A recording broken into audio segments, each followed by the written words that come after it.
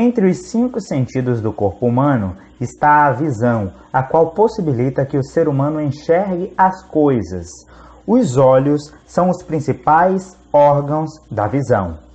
Nos humanos, o olho é uma esfera com cerca de 3 centímetros de diâmetro, possuindo entre suas principais partes a córnea, a coroide, o cristalino, a esclera, os humores aquoso e vitríneo, a íris, o nervo óptico, a pupila e a retina.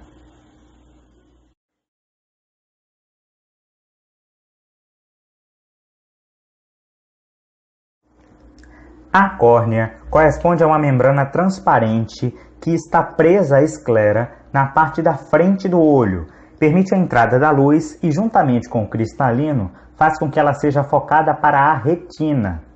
A coroide é a camada do meio do olho, formada por um tecido constituído de vasos sanguíneos e nervos, que tem como funções manter a temperatura do globo ocular, nutri-lo e conduzir o fluxo sanguíneo. O cristalino é uma estrutura de consistência elástica, que fica mais espessa para a visão do que está mais próximo e mais fina para a visão do que está mais distante, permitindo assim ajustar o foco do que é visualizado de acordo com a distância. A esclera, comumente chamada de branco do olho, é a camada mais externa do olho, constituída de um tecido fibroso, bastante denso e resistente, e tem como função proteger o globo ocular. A ela estão ligados os músculos que controlam os movimentos dos olhos. O humor aquoso é um fluido que está situado entre a córnea e o cristalino, preenchendo assim a câmara anterior do olho. Por sua vez, o humor vítreo é um fluido gelatinoso que está situado entre o cristalino e a retina, preenchendo assim a câmara posterior do olho. A íris é a parte colorida do olho, que está situada entre a córnea e o cristalino. É uma musculatura retrátil que se expande e se contrai, regulando a quantidade de luz que entra no olho através de um orifício designado pupila. O nervo óptico, ligado à retina, é através dele que são transmitidos os impulsos elétricos ao cérebro, que posteriormente os interpreta, gerando assim a imagem que visualizamos. A pupila é a parte escura, localizada no centro da íris. Apesar de muitos pensarem tratar-se de um pequeno círculo de pigmentação escura, é na verdade um orifício. A sua dimensão é aumentada ou reduzida pela íris, consoante a quantidade de luz recebida. Quando a luminosidade é baixa, a íris dilata a pupila para que seja captada a maior quantidade de luz possível. E quando a quantidade de luz é muita, a dimensão da pupila é reduzida pela íris, diminuindo assim a entrada de luz e evitando que o indivíduo seja ofuscado. A retina é a camada mais interna do olho, constituída por 2 tipos de células designadas bastonetes, células muito sensíveis à luz que permitem a visão em condições de baixa luminosidade e detectam apenas tonalidades de cinza, e os cones, que são células menos sensíveis à luz, que distinguem cores e tonalidades. Existem algumas doenças da visão, a saber, miopia, dificuldade de ver o que está distante, hipermetropia, dificuldade de ver o que está perto, astigmatismo, visão distorcida, presbiopia, conhecida como vista cansada, é uma dificuldade geralmente causada pela idade de ver com nitidez o que está perto, catarata, visão turva, glaucoma, aumento da pressão intraocular, que pode ocasionar diminuição da acuidade visual e até mesmo a cegueira.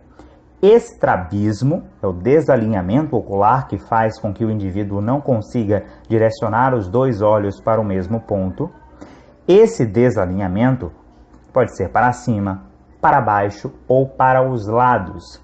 Retinopatia causa alterações nos pequenos vasos sanguíneos da retina, o que pode interferir com a qualidade visual do indivíduo, podendo até mesmo levá-lo à cegueira. Existem alguns fatores que podem afetar a visão, como a diabetes, a elevação da pressão arterial, além do uso excessivo de computadores, tablets e videogames.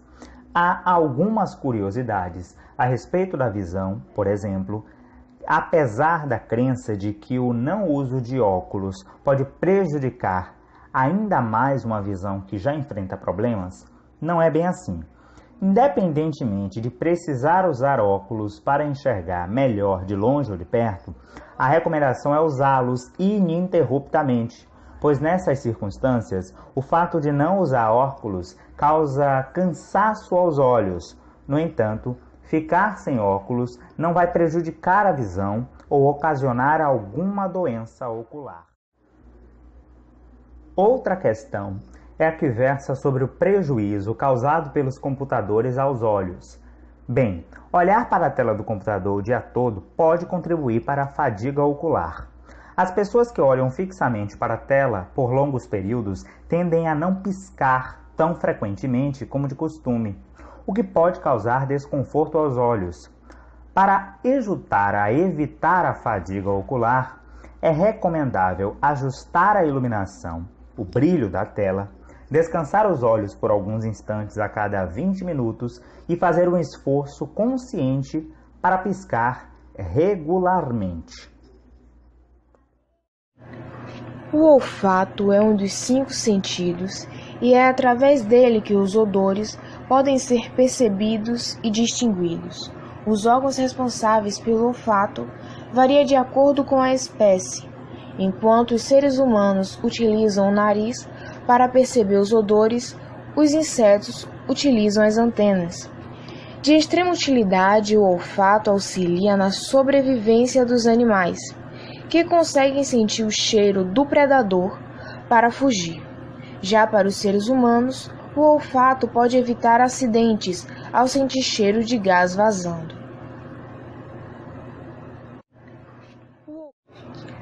Funcionamento do olfato. Cada molécula de cheiro se desprendem de um objeto e penetram no nariz. Essa molécula adere às ramificações dos neurônios olfativos que formam o fundo da cavidade nasal. Cada neurônio manda uma projeção para a bulba olfativa. Diferentemente da visão, que consegue notar uma série de cores ao mesmo tempo, o olfato é capaz de identificar apenas um odor de cada vez, mesmo que esse seja uma combinação de vários odores.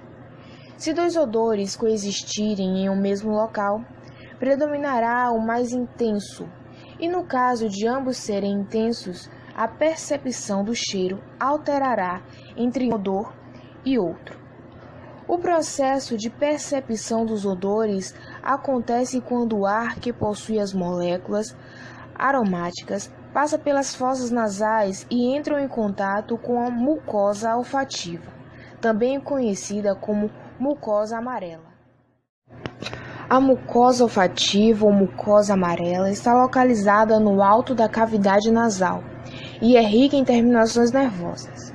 Essas terminações possuem células olfativas que enviam impulsos ao cérebro para que estes sejam interpretados. O resultado desse processo é a identificação dos cheiros. A mucosa amarela é sensível ao ponto de ser estimulada a produzir impulsos, mesmo com uma quantidade muito pequena de moléculas aromáticas. No entanto, quanto maior for a quantidade dessas moléculas no ar, maior será a quantidade de estímulos transmitidos ao cérebro e, consequentemente, maior a sensação e percepção do odor. Essas sensações, mesmo quando muito intensa, é rapidamente assimilada pelo olfato, ou seja, ele acostuma-se ao odor intenso, passado pouco tempo, e passa a senti-lo de forma mais amena. Na parte inferior à cavidade nasal está localizada a mucosa vermelha, que recebe este nome por ser composta por diversos vasos sanguíneos. Além disso, a mucosa vermelha também é formada por glândulas secretoras de muco, que por sua vez são responsáveis por manter a região úmida. Durante o resfriado, por exemplo, essas glândulas produzem muco em excesso, fazendo assim com que o nariz fique entupido. Apesar de ser o sentido relacionado com os odores, o olfato é fundamental também para o paladar. Os odores, por sua vez, são identificados pelos nervos que estão localizados no nariz. Dessa forma, as sensações são transmitidas ao cérebro, de modo que os sabores possam ser reconhecidos. Somente alguns sabores mais complexos, que se misturam ácido e doce, por exemplo, exigem tanto o paladar quanto o olfato. Muitas vezes, os odores são fundamentais para identificar gostos diferentes entre sabores iguais. É possível diferenciar, por exemplo, o sabor de uma maçã e de uma pera, apesar de ambas serem doces.